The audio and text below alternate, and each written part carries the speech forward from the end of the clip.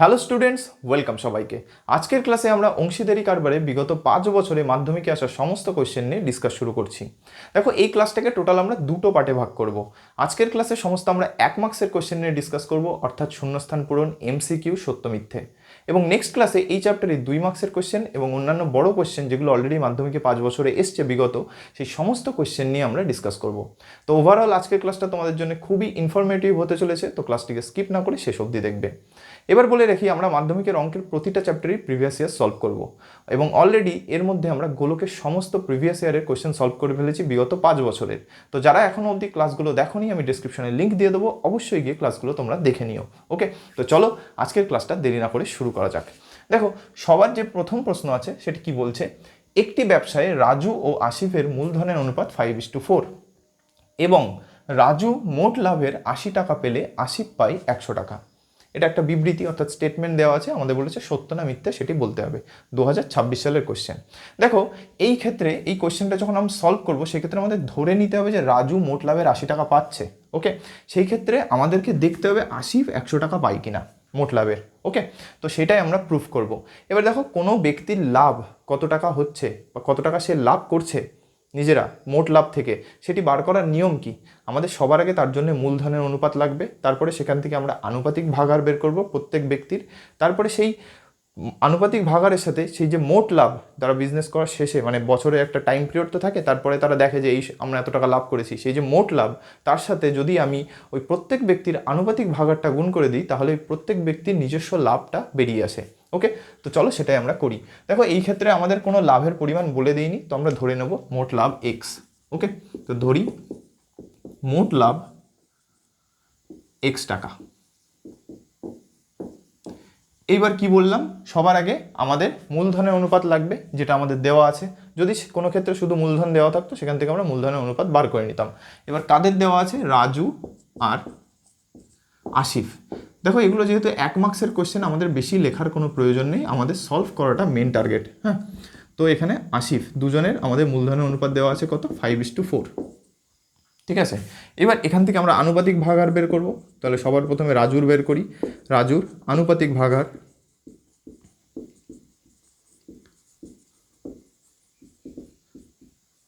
সমান সমান, কীভাবে আনুপাতিক ভাগাহার বের করতে হয়? যে মূলধনের অনুপাত দেওয়া আছে সেই ক্ষেত্রে যে ব্যক্তির আনুপাতিক ভাগাহার বের করছো মূলধন থেকে, তার যে অনুপাতের মান সেটাকে সবসময় উপরে লিখতে হয়। এবার রাজু প্রথমে আছে, রাজুর জন্য কত? 5, উপরে লিখলাম।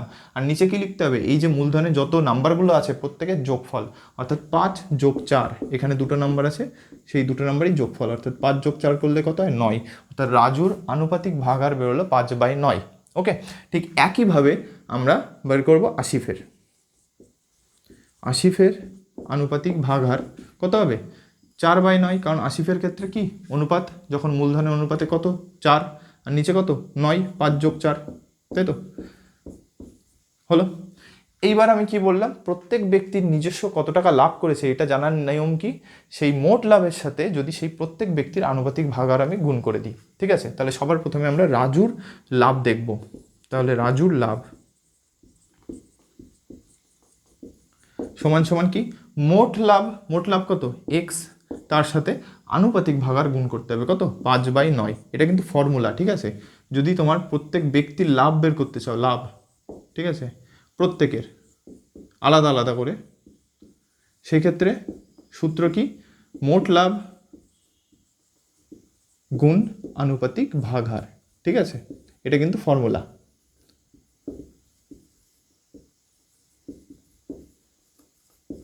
তো এই ক্ষেত্রে কি হলো, এটাকে সাজিয়ে লিখলে 5x/9, এত টাকা। এটা হচ্ছে রাজুর লাভ। এবার দেখো, প্রশ্নে বলে দিয়েছে রাজু মোট যে লাভ, আমাদের এখানে মোট লাভ আমি x টাকা ধরেছি, কিন্তু প্রশ্নে কিন্তু বলে দেয়নি মোট লাভ কত। ঠিক আছে, বলছে রাজু যে মোট মানে বিজনেসে যে মোট লাভ হয়েছে তার মধ্যে রাজু কত টাকা পেয়েছে? 80 টাকা। এবার আমরা ধরে নিয়েছি মোট লাভ এক্স, সেই ক্ষেত্রে দেখছি রাজু কত টাকা লাভ করেছে? 5x/9, তাই তো?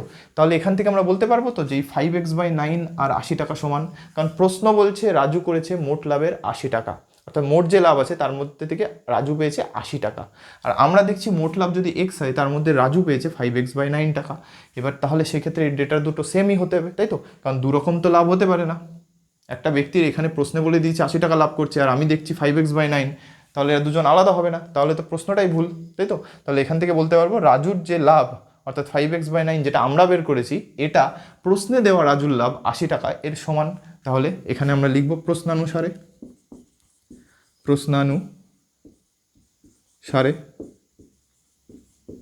কী হবে যে 5x/9 এটা আমরা বের করেছি রাজুর লাভ, এবং প্রশ্নে কত দেওয়া আছে 80 টাকা।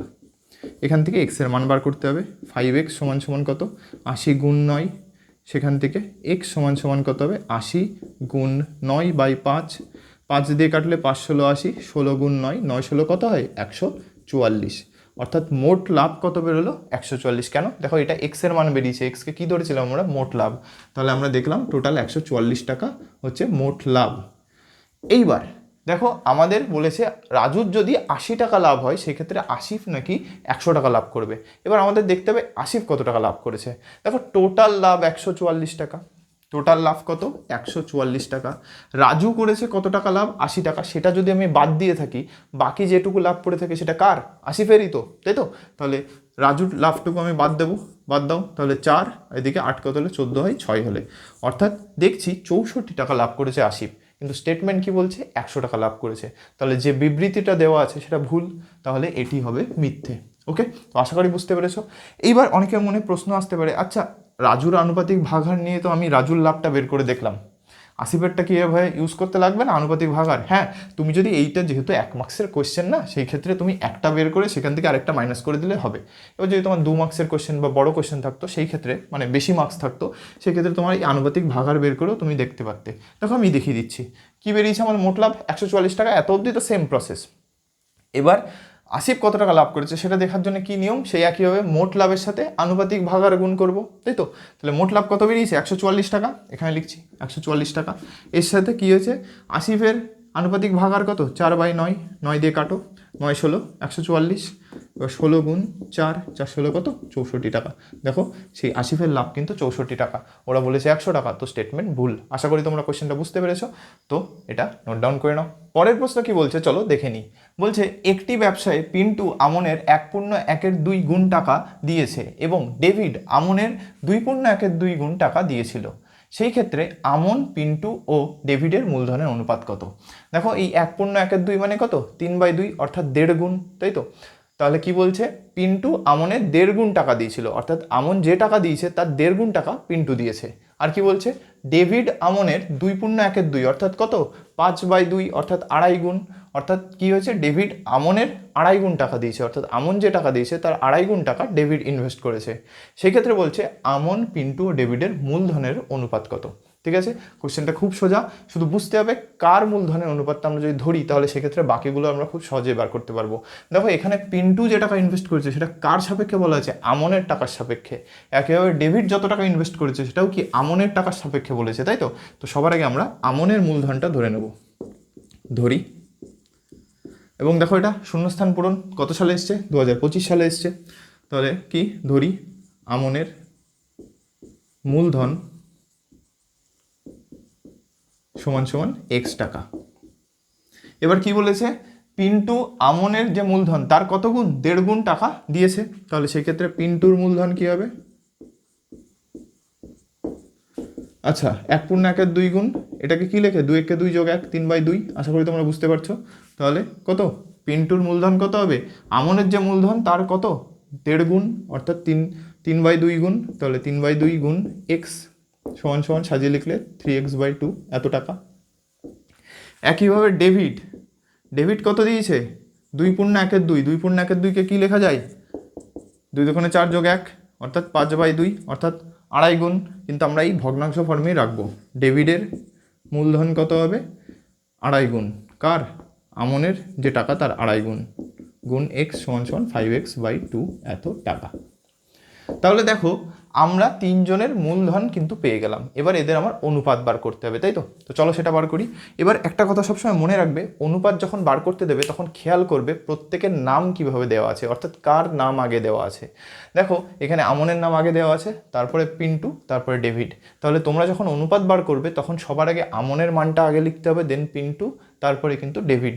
তোমরা যদি আগে পরে করে দাও না ভুল করে, সেই ক্ষেত্রে কিন্তু অ্যান্সার মিলবে না, ঠিক আছে? তোমাদের মনে হবে ঠিক করেছো, কিন্তু ওটাই কিন্তু ভুল। কারণ অনুপাতের ক্ষেত্রে যে সব থেকে মানে মেন যেটা নিয়ম, সেটি হলো যে অর্ডারে নাম থাকবে সেই অর্ডারেই কিন্তু আমাদের সব মান বসাতে হবে। ওকে, তো চলো সেটাই করি। মূলধনের অনুপাতের ক্ষেত্রে সবার আগে পিন্টু, তারপরে আচ্ছা সবার আগে কী আছে, আমন, আমন ইস্টু পিন্টু ইস্টু ডেবিট, তাই তো? এবার আমনের টাকা কত, এক্স, পিন্টুর টাকা 3x/2 আর ডেবিটের 5x/2। এবার দেখো সবার মধ্যে কমন কি আছে, এক্স এক্স করে, তাই তো? তাহলে কি কমন থাকলে সেটা কেটে যাবে, তাহলে পরের লাইনে কি হবে, 1:3/2:5/2। এবার দেখো এই যে ফর্মে রেখেছি এখানে রাখলে কি হবে না, দেখো এটা কেমন একটা খটোমটো দেখতে, ভগ্নাংশ আকারে আছে, তাই না? তো এটাকে আমরা একটু সাজিয়ে লিখবো। এর লেখার পদ্ধতি কি, যদি এরকম ভগ্নাংশ ফর্মে থাকে আমাদের দেখতে হবে তলায় হরে কি নাম্বার আছে, সেই নাম্বারগুলো আমরা লসাগু করব, করে যে লসাগু মানটা আমরা বেরোবে সেটাই সবার সাথে গুণ করে দেবো। এবার দেখো এই ক্ষেত্রে নিচে কি আছে, 2, আর এই 1-এর তলায় কেউ নেই মানে 1 আছে, তাহলে 1 আর 2-এর লসাগু বার করতে হবে, আর 1 আর 2-এর লসাগু কত, 2 নিজেই। তাহলে সেই ক্ষেত্রে আমি এদের সাথে 2 গুণ করে দেবো। দেখো এর ফলে কি হয়, 1:3/2:5/2, এদের সাথে আমি কত গুণ করব, এই হরগুলোর লসাগু কত বেরিয়েছে, 2। এবং এটা দেখো মুখে মুখে হয়ে গেল, তাহলে গুণ করলে কত হবে, 2 দিয়ে যদি গুণ করা হয় 1 গুণ 2 মানে 2, 3/2 গুণ 2 আর 5/2 গুণ 2। দেখো 2 2 কেটে গেল সবার মধ্যে, তাহলে কত পড়ে থাকলো, 2:, এখানে পড়ে থাকলো 3:5। অর্থাৎ এখানে যদি আমি অ্যান্সারটা লিখি, বলেছে এদের মূলধনের অনুপাত কত বেরোলো, 2:3:5। ওকে, তাহলে বুঝতে পেরেছো যে মূলধনের অনুপাত বার করার নিয়মটা কি, যে সবার আগে যাদের নাম আছে সেই নাম অনুযায়ী আমরা লিখবো, লিখে তারপরে মান বসাবো। যদি ভগ্নাংশ ফর্মে থাকে সেই ক্ষেত্রে তলায় যে হর আছে, যে নিচে হর থাকে, সেই হরের আমরা কি করব, লসাগু বার করব, করে সেটাকে এদের সাথে যদি গুণ করে দিই তাহলে এই রকম ভালো দেখতে একটা ফর্মেশন তোমরা পাবে। ওকে, তো তোমরা এটা নোট ডাউন করে নাও। পরের প্রশ্ন কি আছে চলো দেখে নিই। বলছে একটি যৌথ ব্যবসায় দুই বন্ধুর মধ্যে একজন XYZ টাকা ওয়াই মাসের জন্য এবং অপরজন Y2Z টাকা X মাসের জন্য নিয়োজিত করে। চুক্তির শেষে তাদের লভ্যাংশের অনুপাত হবে X:Y। এটা একটি সত্য মিথ্যে, অর্থাৎ 1 মার্কসের কোয়েশ্চেন। এটা 2024 সালের একটা, আচ্ছা এটা 2024 না, এটা 2025-এরই একটা কোয়েশ্চেন। দেখো একটু আগে আমরা একটা শূন্যস্থান পূরণ দেখলাম 2025-এর, আর এটি একটা সত্য মিথ্যে, ঠিক আছে? তো এই যে কোয়েশ্চেনটা, এটা হলো অংশীদারি কারবারের মিশ্র অংশীদারি কারবারের অঙ্ক। অর্থাৎ তোমার অংশীদারি কারবারকে টোটাল দুটো ভাগে ভাগ করা যায়, একটা সরল অংশীদারি কারবার আর একটা মিশ্র অংশীদারি কারবার। এটা মিশ্র অংশীদারি কারবারের অঙ্ক। কি করে বুঝলাম, দেখো সরল অংশীদারি কারবারের ক্ষেত্রে যখন ইনভেস্ট করবে পার্টনাররা, তখন সমান সময়ের জন্য ইনভেস্ট করবে। অর্থাৎ কেউ যদি 1 বছরের জন্য ইনভেস্ট করে, সবাই 1 বছরের জন্যই ইনভেস্ট করবে। আর মিশ্রর ক্ষেত্রে কি হয়, কেউ ধরো 1 বছরের জন্য করছে, কেউ 4 মাসের জন্য করছে, আবার কেউ 6 মাসের জন্য করছে। অর্থাৎ যেখানে টাইমটা সমান থাকে না। ওকে, এইবার সেই ক্ষেত্রে কি করতে হবে, দেখো আমরা যখন মানে তোমার লাভ বার করছি, সেই ক্ষেত্রে আমাদের সব সময় সময়টাকে সেম আনতে হবে, নইলে কিন্তু আমরা এই ক্যালকুলেশনগুলো করতে পারবো মানে লাভ কে কার কত লাভ হয়েছে, এই অঙ্কগুলো সলভ করতে গেলে আমাদের সময়টাকে সবার সমান আনতে হবে। তো আমরা এই ক্ষেত্রেও সময় যেহেতু আলাদা, তো আমরা এটাকে সমান করব। আর সেটা করার নিয়ম কি চলো সেটা বুঝিয়ে দিই। দেখো এই অঙ্কটা সলভ তো আমরা করছি, তবে তার আগে এই যে মিশ্র অংশীদারি কারবারে অঙ্ক থাকলে সেটা সলভ কীভাবে করতে হয় সেটা একটু জেনে নাও। ধরো একজন ব্যক্তি 6,000 টাকা ইনভেস্ট করছে, ধরো তোমার 6 মাসের জন্য, ঠিক আছে? আচ্ছা 6,000 জায়গায় তুমি এখানে 1,000 নাও, 1,000 টাকা ইনভেস্ট করছে 6 মাসের জন্য। আরেকজন আছে সে 500 টাকা ইনভেস্ট করছে 8 মাসের জন্য, ঠিক আছে? এইবার এদের আমি মূলধন দেখো, একজনে 1,000 টাকা, একজন 500 টাকা, সমস্যা নেই ওতে, কিন্তু সমস্যা কোন জায়গায়, একজনের 6 মাস আর একজনের 8 মাস, অর্থাৎ সময়টা আলাদা। তাহলে এদের যদি সমান সময় করতে হয়, আমাদের এদেরকে 1 মাসের সাপেক্ষে বের করতে হবে। ধরো একজন ব্যক্তি যে 1,000 টাকা ইনভেস্ট করেছে, সে ধরো সেই মাসের শেষে সেই 1,000 টাকার থেকে মানে ইনভেস্ট করার পরে সে X টাকা লাভ করেছে। কি বললাম, X টাকা লাভ। ধরো তুমি 1,000 টাকা দিয়ে কিছু জিনিস কিনলে, ধরো তোমার একটা দোকান, গ্রোসারি শপ আছে, মুদির দোকান, সেখানে তুমি 1,000 টাকা দিয়ে তুমি মাল কিনলে, করে যখন বিক্রি করছো তখন তুমি দেখলে 1,000 টাকার মাল কিনে আমি X টাকা লাভ করছি। তুমি 1,000 টাকা একবারই ইনভেস্ট করেছো, তাই তো? তাহলে প্রথম মাসে যখন জিনিসটা কিনলে, কিনে X টাকা লাভ করলে, সেই লাভের টাকাটা তুমি রেখে দিলে এক জায়গা। আবার সেই লাভের টাকার সাথে তুমি তো তোমার মূলধন অর্থাৎ ক্যাপিটালটাও তো ফেরত পেয়ে গেছো, তাই তো? এবার সেই 1,000 টাকা দিয়ে পরের মাসে যখন আবার জিনিস কিনে দেখলে তুমি আবার এক্স টাকাই লাভ করছো, কারণ তোমার তো টাকা সেই 1,000 টাকা একবারই ইনভেস্ট করেছো না, বারবার 1,000 টাকা তো ইনভেস্ট করছো না, তাই তো? তাহলে সেই 1,000 টাকা ইনভেস্ট করে দ্বিতীয় মাসে আবার এক্স টাকা পেলে লাভ। তাহলে কি হলো, 2 মাসে টোটাল কত লাভ হলো? 2x টাকা। 2 মাসে টোটাল হলো 2x টাকা, এটা 2 মাসে। একইভাবে 3 নম্বর মাসেও সেই 1,000 টাকা যেটা তুমি শুরুতে ইনভেস্ট করেছো, সেই 1,000 টাকার থেকে তুমি আবার এক্স টাকা লাভ করছো। এইভাবে করে করে তুমি 6 মাসে কত টাকা পাবে? 6x টাকা লাভ করবে সেই 1,000 টাকা ইনভেস্ট করে। অর্থাৎ তুমি তোমার পকেট থেকে টোটাল 1,000 টাকা দিয়ে 6 মাসে তুমি 6x টাকা হচ্ছে লাভ করছো, ঠিক আছে? এইবার একইভাবে এই যে ব্যক্তি আছে, ধরো যে 500 টাকা ইনভেস্ট করেছে, সে ধরো 8 মাসের জন্য ইনভেস্ট করেছে, তাই তো? তাহলে ও প্রথম মাসে 500 টাকা দিয়ে জিনিস কিনলো, কিনে ধরো সে টাকা সে লাভ করেছে। কি বললাম? লাভ করেছে টাকা। 500 টাকার জিনিস কিনে সে টাকা লাভ করেছে। এইবার পরের মাসে সেই 500 টাকা তো মূলধন আবার ফেরত পেয়ে গেছে, লাভের টাকাটা আলাদা রেখেছে। এইভাবে পরের মাসে আবার যখন সেই 500 টাকা ইনভেস্ট করেছে, সে কি আবার টাকা লাভ করবে। এইভাবে 8 মাসে টোটাল কত টাকা সে লাভ করবে? 8 টাকা।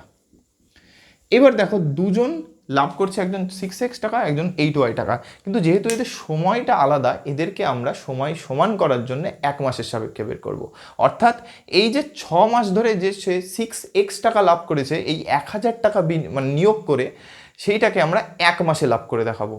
তাহলে কি করতে হবে? দেখো, এই 6 মাসেও 6x টাকা পেয়েছে, এই 1,000 টাকা প্রতি মাসে ইনভেস্ট করার জন্য।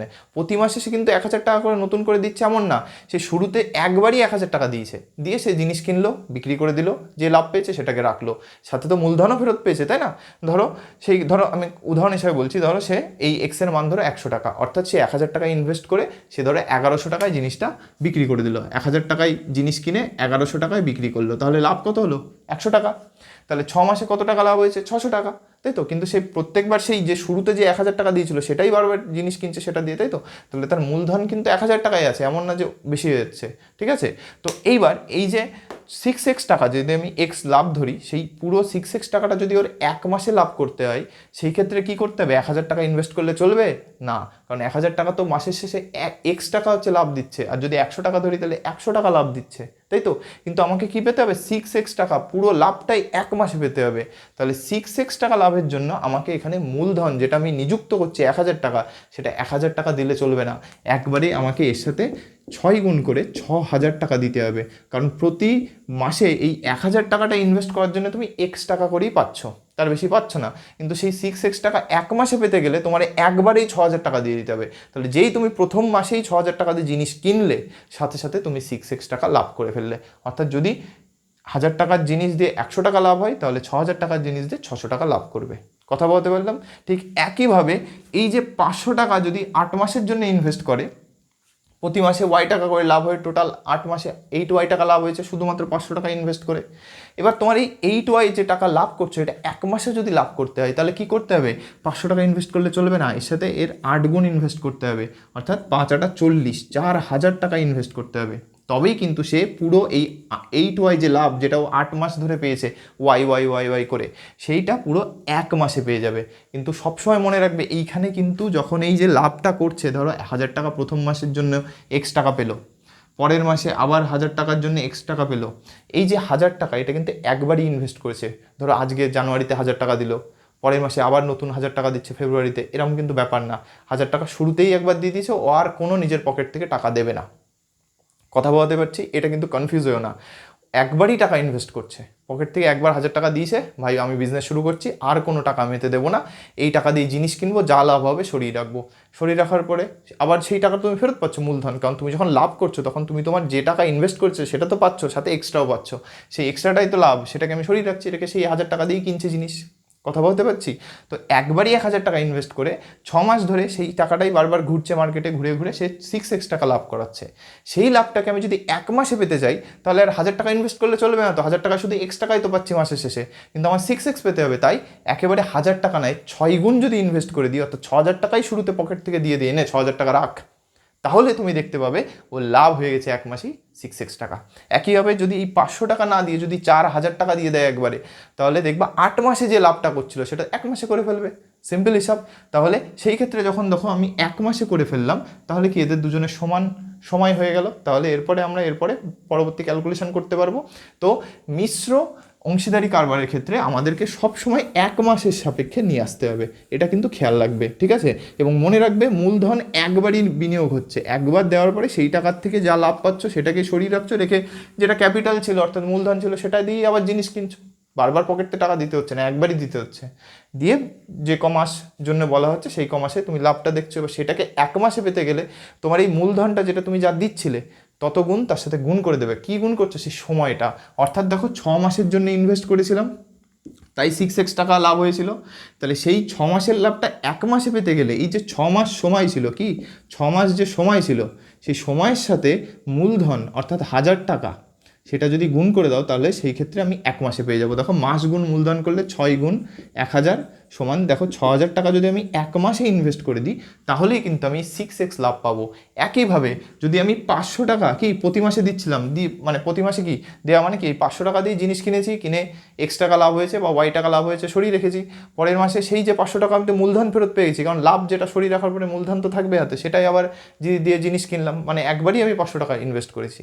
কিন্তু সেই লাভ করে 8 মাসে কত হয়েছে? 8Y টাকা লাভ করেছে।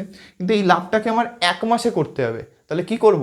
এই যে 500 টাকা মূলধন ছিল তার সাথে যদি আমি এই সময়টাকে গুণ করে দিই, অর্থাৎ 8 মাস, অর্থাৎ 5 8 40, 4000 টাকা যে বেরোলো, এটা যদি আমি 1 মাসেই দিয়ে দিই, প্রথম মাসে দিয়ে দিলাম 8000 টাকা, তাহলে অবশ্যই আমি এই যে 8 মাস ধরে 500 টাকাটাই দিয়ে যে আমি 8Y টাকা লাভ করেছিলাম, সেটা আমি 1 মাসেই লাভ করতে পারবো। ঠিক আছে? তো এই জিনিসটাকে কিন্তু মাথায় রাখতে হবে যে আমি মূলধন একবারই ইনভেস্ট করছি, বারবার না। ঠিক আছে? তো সময়টাকে যদি 1 মাসে আনতে হয়, তাহলে সময় দিয়ে যে মূলধন তুমি ইনভেস্ট করছিলে সেটাকে গুণ করবে, করে যে টাকাটা পাবে সেটাকেই তোমাকে 1 মাসে ইনভেস্ট করতে হবে। ওকে? তো দেখো এখানে কি বলেছে, XY যে টাকা সে কী করেছে, Y মাসের জন্য ইনভেস্ট করেছে। তাহলে 1 মাসের জন্য যদি পেতে হয়, তাহলে এখানে দুজন ব্যক্তি ধরে নিলাম, একজন প্রথম, একজন দ্বিতীয়। তাহলে প্রথমজন কি করেছে, XYZ টাকা ক মাসের জন্য ইনভেস্ট করেছে, Y মাসের জন্য, তাই তো? তাহলে Y মাসের জন্য ইনভেস্ট করেছে, কিন্তু আমাকে কি দেখতে হবে, 1 মাসের জন্য, কারণ দেখো এখানে Y মাস বলেছে, এখানে X মাস বলেছে, তো কি সময় দুটো আলাদা, তাহলে সেম করার জন্য 1 মাসে আনতে হবে। তাহলে XYZ ইনভেস্ট করেছে Y মাসের জন্য, তাই তো? তাহলে Y মাসের জন্য ইনভেস্ট করেছে, আমি যদি 1 মাসে করতে চাই তাহলে এই সময়ের সাথে এই টাকাটাকে গুণ করে দেবো, গুণ Y। একইভাবে দ্বিতীয়জন কি করেছে, Y2Z এটাকে ইনভেস্ট করেছে কত মাসের জন্য, X মাসের জন্য, কিন্তু এই টাকাটা আমি 1 মাসে বের করব, তাহলে এর সাথে আমি X গুণ করে দিলাম, অর্থাৎ সময় গুণ করে দিলাম। তাহলে কি আসলো দেখো, XY2Z, এক্ষেত্রেও XY2Z। এবার এদের কি বলেছে, লভ্যাংশের অনুপাত। দেখো এটা কি বেরোলো, এটা তো নতুন মূলধন পেয়ে গেলাম, তাই তো? কি পেলাম, নতুন মূলধন, কারণ আলটিমেট আমি ইনভেস্ট কত করছি সেটাই দেখছি তো 1 মাসে। এবার মনে রাখবে, আমরা যখন অংশীদারি কারবারে কোশ্চেন সলভ করি, সেই ক্ষেত্রে আমরা যখন লভ্যাংশ বন্টন করি, অর্থাৎ লাভটা যেটা পাচ্ছি টোটাল লাভ, সেটাকে যখন ভাগ করি, সেটাকে প্রধানত 3 ভাগে ভাগ করি, এবং সেটা কন্ট্রাক্টে থাকে। কিভাবে, ধরো তোমরা যখন বিজনেস করছো, ধরো তুমি আর তোমার বন্ধু টাকা ইনভেস্ট করলে, সেই ক্ষেত্রে তুমি কত টাকা ইনভেস্ট করছো আর সে কত টাকা ইনভেস্ট করছে সেটা যেমন লেখা থাকে, এটাও লেখা থাকে যে যখন লাভ হবে তখন কে কীভাবে নেবে। হয় হতে পারে যে লাভই হোক, তোমরা যে যত টাকায় দিয়ে থাকো, যা লাভ হবে সেটাকে সমান ভাগে ভাগ করতে হবে, অর্থাৎ 2জন থাকলে 2টো সমান ভাগ করবে, 3জন থাকলে 3টে সমান ভাগ করবে। ঠিক আছে? সেক্ষেত্রে কে বেশি দিল কে কম দিল যায় আসে না। ঠিক আছে? আর কি হতে পারে, আর হতে পারে মূলধনের অনুপাতে, অর্থাৎ যে যেমন টাকা ইনভেস্ট করবে সে তেমন লাভ পাবে। কেউ যদি 1000 টাকা ইনভেস্ট করে, সে সেই 1000 টাকার সাপেক্ষে যত টাকা লাভ হবে সে তত টাকায় নেবে। আর কেউ ধরো তার সাথে 5000 টাকা ইনভেস্ট করছে, সে অবশ্যই লাভটা যে 1000 টাকা ইনভেস্ট করেছে তার থেকে বেশিই পাবে, তাই তো? তাহলে আরেকটা হয় মূলধনের অনুপাতে, আরেকটা হচ্ছে কিছু কিছু চুক্তি থাকে, যেমন ধরো বললো কেউ বিজনেস করছে, 2জন ধরো বিজনেস করছে, সেই ক্ষেত্রে যে দেখাশোনা করছে, আরেকজন ধরো কেউ দেখাশোনা করে না, পুরো ব্যবসাটা একজনই দেখাশোনা করে, সেক্ষেত্রে সে কি একটু এক্সট্রা ফেসিলিটি নেবেই, কারণ সে সব কিছু দেখাশোনা করছে, তো সে লাভের কিছুটা অংশ নিতে পারে, তবে সেটা প্রশ্নে মানে তোমাদের দেওয়া থাকবে। তো দেখো এই ক্ষেত্রে কিন্তু কোনো শর্ত দেওয়া নেই, আর যখন কোনো শর্ত দেওয়া থাকবে না যে লাভ কিভাবে ভাগ করব, সব সময় মূলধনের অনুপাতেই টাকাকে আমরা ভাগ করব, অর্থাৎ লাভের টাকা ভাগ করব। তাহলে দেখো এটা মূলধনের অনুপাত বেরোলো, কি বেরোলো, এটা মূলধনের অনুপাত। ঠিক আছে? এইবার আমি কি বললাম, যদি লাভের জন্য কোনো শর্ত না দেওয়া থাকে, তাহলে মূলধনের অনুপাতেই হচ্ছে আমাদের লাভের অনুপাত হবে। তাহলে মূলধনের অনুপাত সমান সমান লাভের অনুপাত বা লভ্যাংশের অনুপাত যেটাকে বলছো, আর লভ্যাংশের অনুপাত সমান সমান কী হবে, মূলধনের অনুপাত যেহেতু, তাহলে এটাই হচ্ছে অ্যান্সার, অর্থাৎ x y square z is to x y square z. তাহলে এখানে লেখো x y square z is to x y square z. এবার অনুপাত মানে কি, সব থেকে লিস্ট ফর্মে আনতে হবে, অর্থাৎ কাটাকুটি করে যত ছোট ফর্মে আনা যায়। দেখো এবার অনুপাত যেহেতু, সেই ক্ষেত্রে দেখো এই দুজনের মধ্যে সেম জিনিস আছে। এবার দেখো দুটো বস্তুর মধ্যে যখন আমি তুলনা করি, অনুপাত বার করি, সেই ক্ষেত্রে এটাকে আমরা একটা অন্যভাবে লিখতে পারি। কী হবে, যে আগে থাকে তাকে উপরে লিখতে পারি, যে পরে থাকে তাকে নিচে লিখতে পারি। তাহলে উপরে যে আগে আছে এক্স ওয়াই স্কোয়ার জেড লিখলাম, পরে যে আছে তাকে নিচে লিখলাম এক্স ওয়াই স্কোয়ার জেড। দেখো সেম জিনিস উপর নিচে আছে, কেটে গিয়ে এক পড়ে থাকবে, তাহলে কত আসলো 1/1। তাহলে এটাকে লিখলে 1:1, অর্থাৎ আমরা যে লাভের অনুপাত পেলাম সেটা 1:1। আচ্ছা তাহলে মূলধনের অনুপাত কি 1:1 নয়? হ্যাঁ, তুমি এখান থেকেও কেটে দিতে পারতে, দেখো সেম জিনিস আছে তো অনুপাত এসে 1:1ই আসতো। তাহলে এখানে ডাইরেক্ট লিখে দিতে পারতে লাভের অনুপাত সমান সমান 1:1। আমি এখানে না করে সেটা ওখানে লিখে দিলাম। ওকে, তাহলে এখানে কি জিজ্ঞাসা করছে, লভ্যাংশের অনুপাত বলেছে x:y, তাহলে এটা ভুল কথা, কারণ লভ্যাংশের অনুপাত কত বেরোলো 1:1। ওকে, তো সেই ক্ষেত্রে এটি কী হবে, ফলস স্টেটমেন্ট। এইখানে কনসেপ্টটা কিন্তু খুব ইম্পর্টেন্ট, এই কনসেপ্টটা কাজে লাগিয়ে কিন্তু পরবর্তীতে তুমি আরও বেশ কয়েকটা কোশ্চেন দেখতে পাবে। ওকে, তো এটা তোমরা নোট ডাউন করে নাও। নেক্সট কোশ্চেনটাও এই মিশ্র অংশীদারি কারবারের কনসেপ্টের উপরেই দাঁড়িয়ে আছে। চলো দেখো কি বলছে।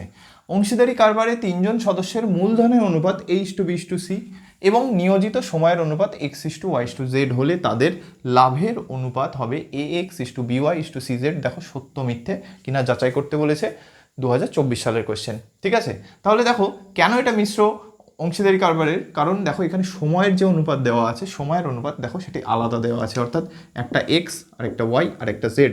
এবার আমি বললাম কি, সমান সময়ের জন্য যদি ইনভেস্ট করে তখন তাকে বলবো সরল অংশীদারি কারবার, নইলে মিশ্র অংশীদারি কারবার। এবার মিশ্র অংশীদারি কারবারের ক্ষেত্রে আমাদের কি করতে হবে, এক্ষুনি লিখলাম যে 1 মাসে কনভার্ট করতে হবে, তাই তো।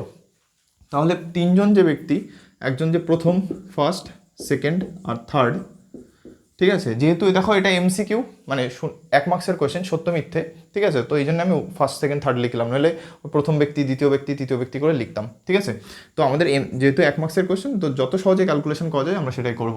তাহলে ওদের দেখো মূলধনের অনুপাত কী দেওয়া আছে, a:b:c, অর্থাৎ প্রথম ব্যক্তির মূলধন a, দ্বিতীয় ব্যক্তির মূলধন বি আর তৃতীয় ব্যক্তির মূলধন সি। এবার দেখো প্রথম ব্যক্তি এক্স মাসের জন্য ইনভেস্ট করেছে, এখানে দেখো মাস বছর কিছু বলা নেই, আমি বলে এলাম মাস হিসাবে ধরছি। তাহলে সে এক্স মাসের জন্য ইনভেস্ট করেছে, তাহলে 1 মাসে যদি করতে হয় তাহলে এই সময়ের সাথে মূলধনকে গুণ করতে হবে, অর্থাৎ a/x। একইভাবে দ্বিতীয় ব্যক্তি বি টাকা ইনভেস্ট করেছে ওয়াই মাসের জন্য, তাহলে 1 মাসে যদি সেই লাভটা করতে হয় তাহলে বি এর সাথে ওয়াইকে গুণ করতে হবে, by। একইভাবে সি মূলধন ইনভেস্ট করেছে, তৃতীয় ব্যক্তি মূলধন ইনভেস্ট করেছে সি কত মাসের জন্য, জেড মাসের জন্য, তাহলে সেই লাভটা 1 মাসে পেতে গেলে সময়ের সাথে তাকে গুণ করতে হবে। এদের যদি অনুপাত বার করি হয়ে গেল ax:by:cz। এটা কি বলো, এটা বেরোলো হচ্ছে মূলধনের অনুপাত। এবার তোমাদের প্রশ্ন আসবে যে মূলধনের অনুপাত তো অলরেডি দেওয়া আছে। দেখো আমি শেখালাম যে আমরা মূলধনের অনুপাত মানে মূলধন তো দেওয়া ছিল, সেই ক্ষেত্রে আমরা সেখান থেকে কিন্তু যখন মিশ্র অংশীদারি কারবার হচ্ছে তখন কিন্তু আমরা নতুন করে মূলধনের অনুপাত বার করতে হচ্ছে আমাদের, তাই তো। তো এটা হচ্ছে সেই মূলধনের অনুপাত, তাই তো। এইবার দেখো যখনই মূলধনের অনুপাত বেরোলো, এবার নেক্সট হচ্ছে আমাদের লাভ দেখতে হবে, বলেছে লাভ। এবার লাভ যখন দেখবো তখন কি বললাম, আমাদের যদি কোনো শর্ত দেওয়া থাকে সেই শর্ত অনুযায়ী আমরা লাভ ভাগ করবো, কিন্তু দেখো এখানে কোনো শর্তই দেওয়া নেই, জাস্ট বলেছে লাভ হবে এত। ঠিক আছে, এটা সত্যি না মিথ্যে। এবার যদি লাভ যখন না দেওয়া থাকবে তাহলে সবসময় সেটা কিসের অনুপাতে হবে, সেটি মূলধনের অনুপাতেই ভাগ হবে। তাহলে মূলধনের অনুপাত কত দেওয়া আছে, ax:by:cz, তাহলে এই অনুপাতে আমরা লাভ পাবো। তাহলে এই অনুপাতে যদি লাভ পেতে হয় তার মানে কি, এটাই হচ্ছে লাভের অনুপাত, তাই তো। এটাই সমান সমান কি, লাভের অনুপাত, কারণ লাভের অনুপাতটা কি আলটিমেট মূলধনের অনুপাতের সাথেই সমান। তাহলে এটাই হবে লাভের অনুপাত। তাহলে অ্যান্সার কি হলো, ax:by:cz। দেখো এরাও তাই বলেছে, ax:by:cz। তাহলে এই স্টেটমেন্টটা কি সত্য, ট্রু। দেখলে, তাহলে কোশ্চেনটাকে কিন্তু কয়েক সেকেন্ডে, আমি বোঝানোর জন্য হয়তো টাইম লাগছে, বাট এই কোশ্চেনটাকে 1 মিনিটের মধ্যে, হয়তো 30-35 সেকেন্ডের মধ্যে তোমরা এটা সলভ করে দিতে পারবে। ওকে, তার জন্য কিন্তু তোমাদের এই যে কনসেপ্টগুলো এগুলোকে খুব ভালোভাবে জানতে হবে। এবার বলে রাখি, যাদের অংশীদারি কারবার শেষ হয়ে গেছে তো ঠিক আছে, যারা এখনও করোনি, ঠিক আছে, তাদের জন্য বলে রাখি আমি একদম বেসিক কনসেপ্ট পুরোপুরি ক্লিয়ার করে রেখে দিয়েছি এই চ্যাপ্টারে। অর্থাৎ এই চ্যাপ্টারে যে কোনো অঙ্ক তুমি খুব সহজে সলভ করতে পারবে। তার জন্য কিন্তু তোমাকে ওই বেসিক কনসেপ্টের ক্লাসটাকে ভালোভাবে দেখতে হবে। এবং যাদের শেষ হয়ে গেছে অলরেডি চ্যাপ্টারটা, তাদের যদি কোনো কনসেপ্টে মানে প্রবলেম থেকে থাকে অবশ্যই ভিডিওটা দেখে নিও, তাহলে তোমাদের এই চ্যাপ্টার রিলেটেড আর কোনো প্রবলেম থাকবে না। ঠিক আছে, আমি ডেসক্রিপশন লিঙ্ক দিয়ে দেবো। তো এটা হলো 4 নম্বর অঙ্ক, তোমরা এটা নোট ডাউন করে নাও। প্রশ্ন কি বলছে চলো দেখে নিই। বলছে এ বি সি তিন বন্ধু যথাক্রমে এক্স, 2x আর ওয়াই টাকা মূলধন নিয়ে ব্যবসা শুরু করলো। মেয়াদান্তে অর্থাৎ বছরের শেষে, অর্থাৎ তোমাদের যে বিজনেস শুরু করে একটা টাইম পিরিয়ড তো বিজনেস করে, তারপরে গিয়ে দেখে লাভ কত হয়েছে কী হয়েছে, তাই তো সে মেয়াদান্তে অর্থাৎ শেষে গিয়ে দেখলো জেড টাকা লাভ হচ্ছে। সেই ক্ষেত্রে বলেছে এর লভ্যাংশ কত হবে, অর্থাৎ এর লাভ কত। এটাকে অ্যাজ ইট ইজ প্রথমে যে অঙ্কটা করলাম কিভাবে, যে আমাদের যদি মূলধনের অনুপাত জানা থাকে আর কি মোট লাভ জানা থাকে, সেখান থেকে সবার আগে আমরা আনুপাতিক ভাগাড় বের করব, তারপরে সেই আনুপাতিক ভাগাড়কে মোট লাভের সাথে গুণ করলে প্রত্যেক ব্যক্তির লাভ আমরা বার করতে পারবো। এবার এখানে দেখো প্রত্যেকের বার করতে বলেনি, শুধু এর বার করতে বলেছে, তাহলে আমি শুধুমাত্র এর উপরই কাজ করব। তাহলে দেখো তিনজনের মূলধন দেওয়া আছে কত, এক্স, 2x আর ওয়াই, তাহলে অনুপাত হয়ে গেল x:2x:y।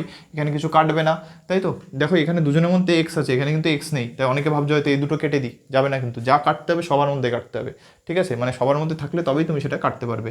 এটা কী বেরোলো, মূলধনের অনুপাত, ঠিক আছে, মূলধনের অনুপাত অর্থাৎ ক্যাপিটাল রেশিও।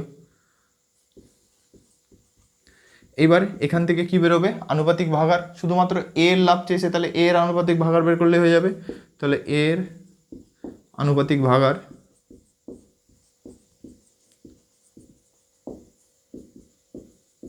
সমান সমান কত হবে, এর যে ভ্যালু কত এক্স, এ যেহেতু প্রথম তাহলে এর জন্য এক্স পাবো, আর তলায় সবার যোগফল অর্থাৎ x plus 2x plus Y, অর্থাৎ কত আসবে x/2x প্লাস এক্স মানে কত 3x প্লাস ওয়াই, এত টাকা।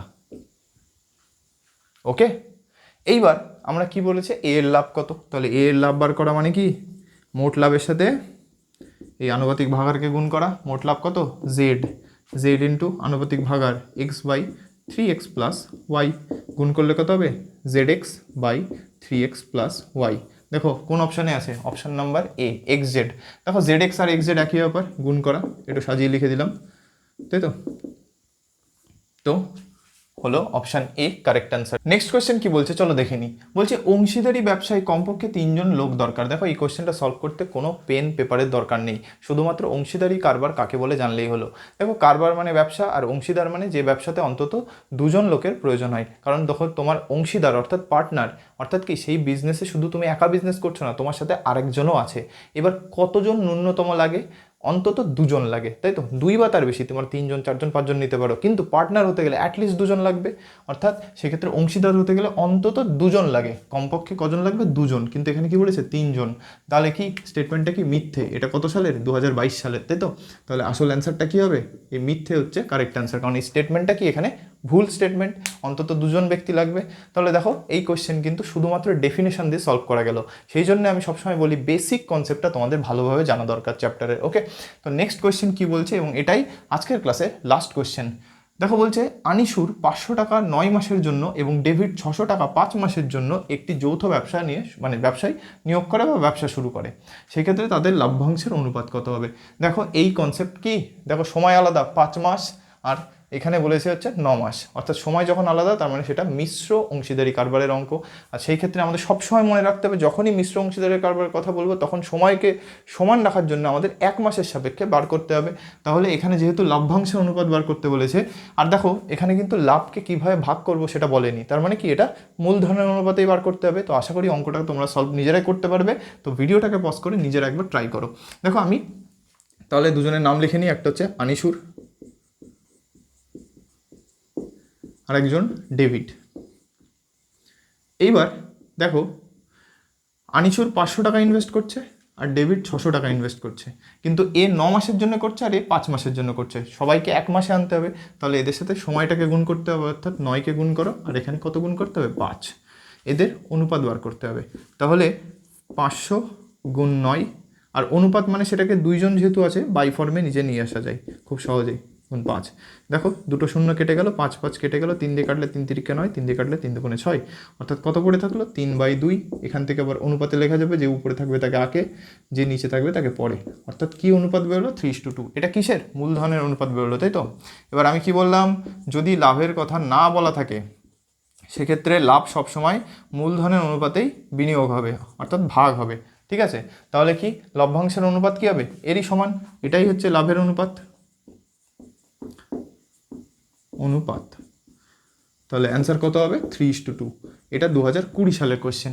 তাহলে দেখতে পাচ্ছ যে কনসেপ্ট জানা থাকলে এই কোয়েশ্চেনগুলো 1 মিনিটের মধ্যে সলভ করা যাবে। ওকে, এবং এত লিখতেও হবে না, তোমরা যদি প্র্যাকটিস থাকে এবং কনসেপ্টগুলো ক্লিয়ার থাকে তাহলে খুব সহজেই তোমরা সলভ করতে পারবে। ওকে, তো আজকের ক্লাসে এইটুকুই থাকলো। নেক্সট ক্লাসে মার্কসের কোয়েশ্চেন আছে, সেগুলো আমরা সলভ করবো। ওকে, তো দেখা হচ্ছে নেক্সট ক্লাসে। Thank you.